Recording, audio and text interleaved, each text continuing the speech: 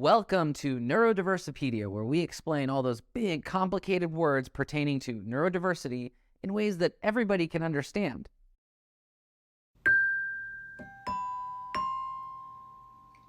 What's the difference between a meltdown and a tantrum for a kid with autism? Well, you might see in the community, if you say someone with autism is having a tantrum, somebody might get offended. And you might say, well, what's the difference here? The difference is that one can be controlled, the other can't. It's purely a biological reaction. When someone's having a meltdown, they might have sensory overload. Their brain is on overdrive. They might be in fight or flight mode, and they can't control what's happening. When someone's having a tantrum, in the context of a child, it could be, I didn't get my game and therefore I'm upset, and I'm going to be not upset when you give me my game back. For a child who's having a meltdown, they might get triggered by the game being taken away, but they have no ability to regulate what's going on in order to change that behavior in the moment. Meltdowns usually need to be worked out. It just has to dissipate over time as the brain will regulate itself.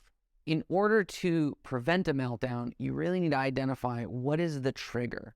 What triggers a meltdown? Could be a sound, could be a visual. People have different sensitivities to different sensory inputs. First thing is figure out what is that trigger.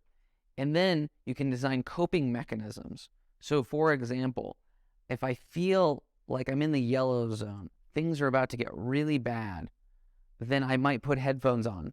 I might cover my ears. I might go to a place that's quieter as a way to deal with my potential meltdown, because I know that someone taking the game away could trigger that meltdown, right? We know that we're fragile at that state.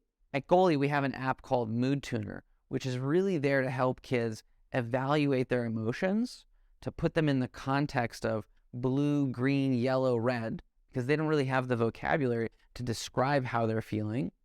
And then we give them exercises to do so that when they're in the yellow zone or in the blue zone or even in the red zone, they can work their way back to green.